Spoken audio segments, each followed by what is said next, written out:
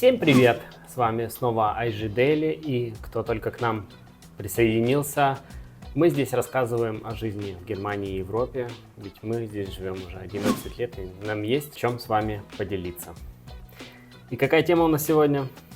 Сегодня у нас очень интересная тема. Мы поговорим про кредиты в Германии. Ведь многие, кто приезжает сюда на место жительства, постоянное либо временное, сталкивается с тем, что культура этого кредитования в Германии отличается от постсоветских стран.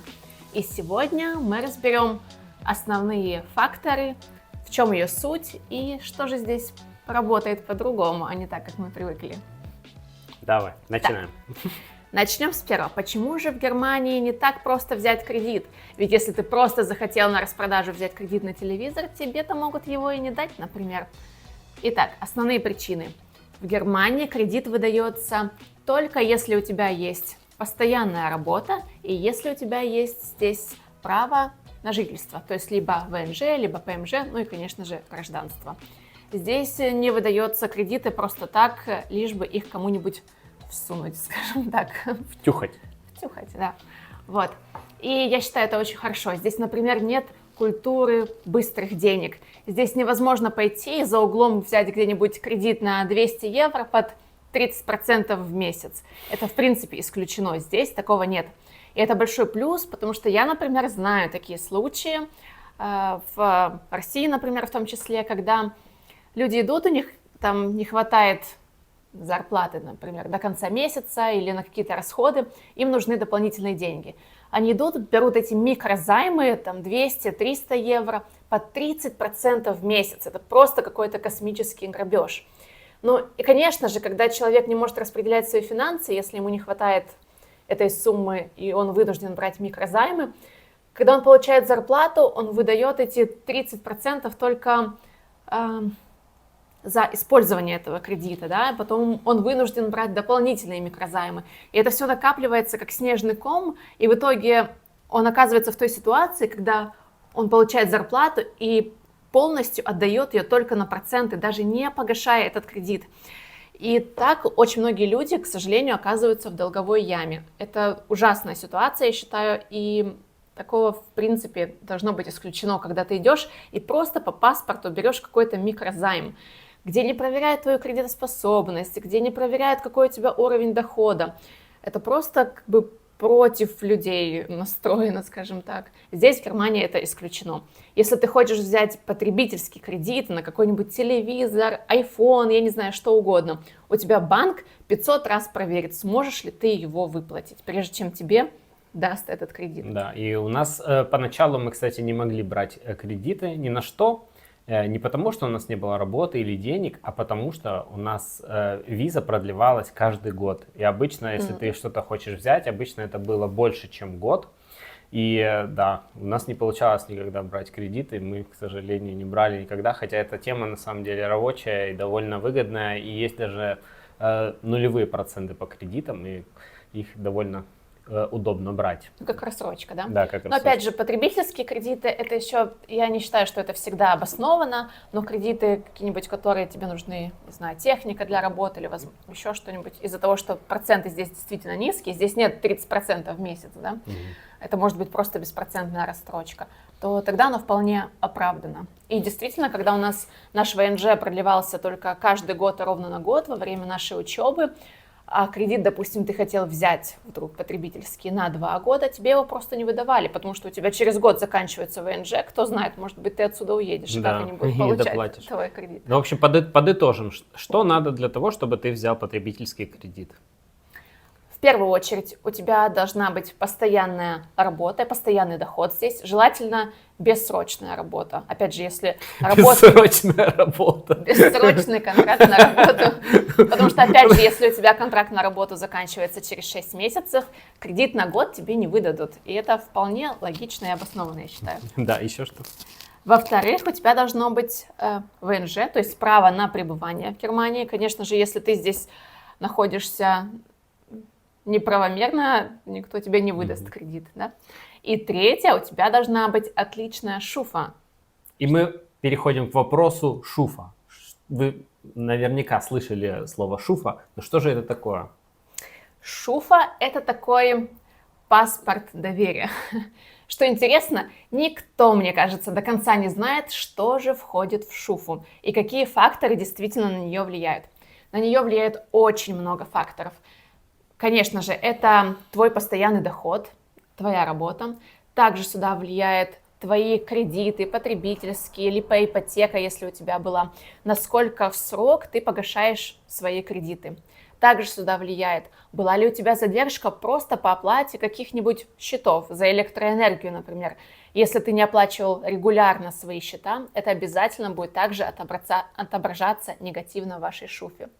И, что удивительно, сюда даже могут быть включены такие факторы, как, например, если вы часто переезжаете, это уже тоже ставит под вопрос, что вы какой-нибудь, возможно, не очень постоянный человек. То есть на шуфу действительно влияет все. Но ее не нужно бояться, с ней нужно ознакомиться и просто знать, как себя вести, и ознакомиться, какие факторы на нее влияют. Кстати, кто не знал, шуфу раз в год можно заказывать бесплатно. Это такая выдержка будет, где будет написано, насколько положительный ваш, так сказать, баланс в шуфе. Да, и, кстати, если вы захотите в съемную квартиру переезжать, в съемную, не покупать квартиру, обычно арендодатели, они тоже запрашивают от вас шуфу, что там все стоит, что вы честный человек и платите по счетам всегда. Хорошо. Шуфа используется не только от арендодателя. Конечно же, при попытке или желании взять абсолютно любой кредит, эта организация либо банк будет запрашивать о вас информацию в шуфа, чтобы увидеть, насколько вы кредитоспособны, какая у вас кредитная история и насколько вы надежный плательщик. Хорошо. Кредитоспособный. Кредиткой пользуешься? Заходишь в минуса? Кредиткой пользуюсь, но я считаю, здесь нужно иметь баланс. Иметь кредитку в Германии – это плюс. И это также положительно будет отображаться на вашей шуфе в том случае, если вы используете ее правильно. Если вы не уходите постоянно в минус или, как минимум, даже часто кредитки в Германии открываются с таким условием, что в конце месяца, допустим, с вашего основного счета этот минус будет автоматически погашаться. То есть вы не будете постоянно в минусе, и она не будет бесконечно уходить в минус. И что интересно, в Германии кредитки здесь не раздают на любом углу, в магазине на кассе или в банке прямо на входе. Вот так вот всем стопку карточек не раздают. Нет, здесь, если ты хочешь получить себе кредитную карту, ты, опять же, должен доказать, что ты кредитоспособный, собрать нужное количество документов, и тогда банк, возможно, одобрит тебе кредитку. Но, опять же, он будет смотреть по уровню твоего постоянного дохода и смотреть, какую сумму он может тебе предоставить на той же самой кредитке. Да? Есть, кстати, кредитные карты, которые на самом деле даже, хотя и называются кредитные, но они дебетовые, то есть ты не можешь уходить в минус. Ты ее просто пополняешь, и на эту сумму, насколько ты ее пополнил, можешь ее использовать. И мы переходим к вопросу кредитования, а также ипотеки. Да, это, наверное, самый большой такой пункт в вопросе кредитования недвижимости, конечно, которое очень многих интересует. Что интересно, до 2021 года в Германии проценты по ипотеке были очень низкие, от 0,8 до 1%. И для многих это будет звучать как какое-то невообразимое что-то, потому что это действительно супер низкие проценты, мало в каких странах такое есть, но это действительно так. И в этот период очень многие взяли себе ипотеку. То есть рассмотрим, например, какой-нибудь дом, либо квартиру стоимостью 300 тысяч. С учетом процента по ипотеке 0,8-1%, оплата и сроком, допустим, 30 лет, да, средний возьмем, ежемесячная оплата по ипотеке выходила бы около 900 или 1000 евро, что, в принципе, вполне умещается в бюджет обычного средней зарплаты. Это где-нибудь 2500-3000 евро. Это будет составлять 30%, допустим, от месячного дохода, и вполне комфортно было бы выплачивать такую ипотеку семьям. У кого даже один человек, например, Да, это было очень удобно, и многие брали.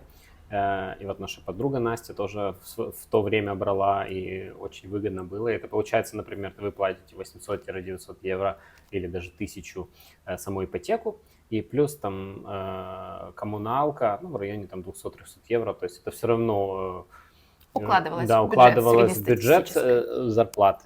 Да. И в то время очень большое количество семей с средним доходом, то есть средний класс, могли позволить себе ипотеку. Сейчас процент по ипотеке вырос, сейчас он составляет 4%.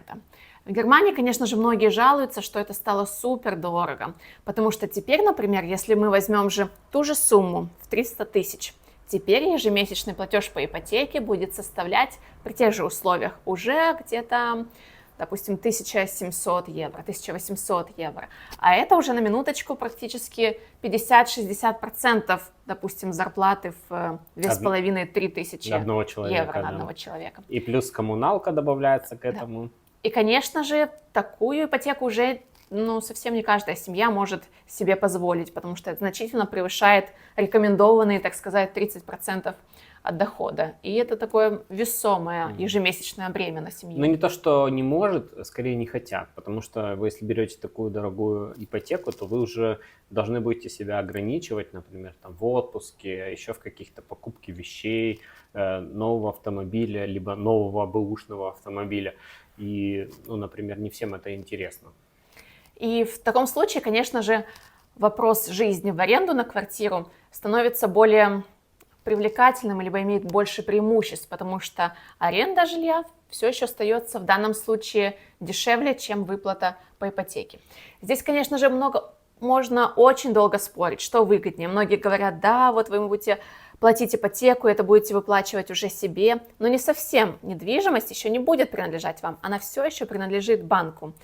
И это очень такой спорный вопрос, здесь много факторов. Я считаю, каждая семья должна выбирать для себя, что для нее в ее финансовом положении на данном этапе имеет больше преимуществ. Ну, тут можно очень просто посчитать, даже вот если мы берем там 300 тысяч квартиру, и вы будете за нее платить 1800 евро ипотеку. Плюс у вас будет Hausgeld обязательно в доме есть, все жильцы дома складываются каждый месяц, у них такая, как скажем, есть банка, куда они складывают деньги, чтобы, например, если потекла крыша, нужен ремонт дороги внизу, ремонт фасада, коммуникации менять, они берут с вот этой банки эти деньги. То есть 1800 плюс 200. Но еще меньше, чем 200 я нигде не видел, чтобы был Hausgeld у кого-то. Это уже 2000. Плюс, если у вас там, например, живет 2 человека и ребенок, который там, например, 8 лет, это у вас уже прибавляете сразу в районе 300-350 евро коммуналки. Плюс, соответственно, еда. То есть это уже, если у вас зарплата 2500-3000, вы уже одну зарплату отдали полностью на то, чтобы вы жили в своей квартире, скажем так. Либо вы берете съемную квартиру, и у вас там получается, вот у нас на прошлой квартире было где-то 1500-1600, это уже с коммуналкой было, и квартира была шикарная. Сейчас, конечно, у нас дороже, но в этом факт. И, конечно, если у вас что-то сломалось в съемной квартире, вы этим вообще не занимаетесь. Вам все равно, кроме какого-нибудь маленького ремонта, да, до 20 евро там, или даже до 100, по-моему, да, вы 100 обязаны сами делать. А если что-то крупное, то, например, уже потекла там труба, потекла батарея. Конечно, за батарею вы нигде не найдете за 100 евро батарею, чтобы ее поставить. Там ценники сразу в районе 1000 будет, я так думаю. И поэтому это все равно, как я лично считаю, и мы считаем, что на данный момент с 4% ипотеки выгоднее жить в съемном жилье. Но опять же, если вам позволяет доход, вполне возможно взять ипотеку по 4%. На самом деле 4% это все еще очень маленький процент. Если сравнить с другими странами, там процент намного больше. Это может быть 7, 8, а может быть и 28%. И даже если взять Германию, 4% это нормальный процент. То, что было 0,8 и 1%, это скорее было исключением. И не стоит ждать, что эти проценты вернутся. Надо адаптироваться под новые реалии. И 4% это вполне адекватно, обоснованно. И на самом деле это даже отражает уровень инфляции. Да, смотря в каком городе вы живете. Если вы живете в городе, где можно квартиру еще до сих пор купить там в каких-то вменяемых пределах, там 200 тысяч, то это безусловно, будет дешево. Но в нашем последнем городе, где мы жили, и сейчас, где мы живем, то есть квартиры там в районе уже 300 и выше тысяч, если мы рассматриваем квартиру, которая была бы удобна, то есть 4 комнаты, 100 квадратов, то это вот 300 и до бесконечности, как бы до там, миллиона, больше миллиона может доходить, смотря в какой черте города, в части города точнее. Если в черте города, может и дешевле будет, да? Но чем плохи вот эти кредиты, которые были, допустим, 10 лет назад под 1%, те, кто брали с достаточно средним доходом ипотеку и платежом, который ровно укладывался в их 30% от дохода, если их доход за это время сильно не увеличился, то сейчас как раз проходит... Сколько проходит? Рефинансирование, да. Проходит рефинансирование, и дальше они будут вынуждены платить по новым процентным ставкам, если они до этого ее не зафиксировали. И здесь, конечно, уже могут начаться проблемы у некоторых, потому что их ежемесячный платеж будет значительно увеличен. И не каждая семья это сможет уже потянуть, если они заранее не продумали эту ситуацию. Поэтому решение о ипотеке всегда нужно принимать очень взвешенно. И не только сегодняшним днем, но и посмотреть немного вперед, насколько ты сможешь оплачивать ее позже. Хорошо. Сейчас подведем итоги. Как ты считаешь, кредитная система в Германии все-таки плюс или минусы? Хорошо, нравится тебе да, система мне или очень нет? нравится, она превосходно работает, как я считаю. Вы в безопасности, можно сказать, то есть вам не будут навязывать ничего, и какие-нибудь там ипотеки, я не знаю, как там мы последний раз говорили, сколько там ипотека была, если не новострой был? Да, это было 30% ипотека. 30% ипотека? Не в Германии. Да, это не в Германии. То для меня это, конечно, смешно. Ну, там, типа, на новострой вроде меньше было, но все же. На вторичку 30% Да. ипотека. Это грабеж. Поэтому здесь это все равно работает. И все равно, если будет банковский работник ваши бумаги смотреть, будет ваши счета смотреть, полностью вам надо предоставить выписку со счета, то есть сколько вы получаете денег в месяц, сколько вы из них тратите, сколько у вас остается. То есть он будет конкретно просчитывать, конкретную сумму вам назовет. Вот мы вот на вашу там 2 зарплаты за жену и мужа даем вам, вот 300 тысяч, это будет для вас комфортно. И это реально будет комфортная сумма для вас, и это очень хорошо считается здесь, и это работает реально. И люди потом не остаются ночевать на улице из-за того, что им нечем платить кредит. То есть, если вы даже потеряете работу, то банк требует, чтобы вы заключили страховку о безработице. Если вы потеряли работу, то будет за вас страховка платить так называемое это финансирование. Да, там даже страховка жизни, например. Да, есть, страховка если жизни что-то обязательно банк случается. требует от вас. Если, например, там супруг или супруга погибла, или там умерла, или еще что-нибудь, то банк полностью будет покрывать... Не банк, страховка. Страховка будет покрывать банку, да, эту сумму. И все это работает, и в принципе, страховки в Германии очень хорошо работают. Много раз нас уже спасали, особенно адвокатские. Может, мы даже отдельно снимем про это видео. В целом, да, я считаю, что это очень хорошо работает, очень безопасно, очень клиентоориентировано. То есть нет такого, что с вас будут последнюю шкуру брать, драть и так далее. Да? Да, я в этом полностью с тобой согласна. И как бы, возможно, многие не возмущались, кто только недавно приехал, что они не могут взять кредиты на какие-то свои потребности и так далее. Это все сделано не зря. Банк действительно хорошо просчитывает, можете ли вы оплачивать этот кредит, насколько легко вам это будет выплачивать, насколько комфортно. Потому что, к сожалению, я знаю многие молодые люди, например, которые студенты, только начинают свой карьерный путь, рост и так далее. Они еще не до конца могут понимать вот это бремя кредитное, скажем так, да, и могут в этом возрасте набрать лишних кредитов и потом не совсем справляться с ними.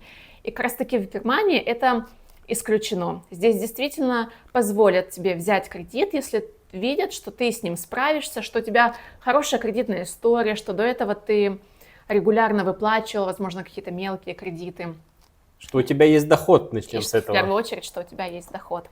И также ШУФа или кредитные карты, какие-то потребительские кредиты, их не нужно бояться. Можно брать небольшие кредиты, и очень регулярно, в срок, постоянно их выплачивать. Это только улучшит вашу кредитную историю, и в дальнейшем, если вы захотите все-таки взять ипотеку или какой-нибудь большой кредит, возможно, на образование, либо еще на какие-нибудь большие покупки, тогда это сыграет вам только на пользу, потому что банк действительно посмотрит, что в вашей кредитной истории были только положительные записи, что у вас был уже опыт с кредитом, вы знаете, как это, вы регулярно его выплачивали, и никаких проблем у вас это не возникало. Да, подведем итоги. Кредиты брать можно, и это, в принципе, очень удобно. Если вы не знаете, с чего начать, начните с чего-то маленького, возьмите какой-нибудь там телефон себе в кредит и попробуйте его выплатить. Не забывайте его тогда застраховать, потому Но что... телефон не самый лучший пример. Что-нибудь, если он для работы вам нужен, что-то... Компьютер можете, Mac Компьютер, взять, да, да. Но застрахуйте его, потому что если вдруг что-то с ним произойдет, то вам придется все равно за него платить, и он не будет работать, будет неприятно. Кредиты брать бояться не нужно, нужно подходить к этому ответственно. И в Германии это работает. Да, да. Делитесь вашими ситуациями, какая у вас есть история, возможно, с потребительскими кредитами, либо с другими кредитами в Германии. Может, вам когда-то отказывали в кредитной карте, и какие у вас в целом отношения с кредитными картами? Пользуетесь, нет? И, может, какие есть советы? Да, пишите это все в комментариях, не забывайте подписываться, ставить колокольчики. Всем пока! Пока!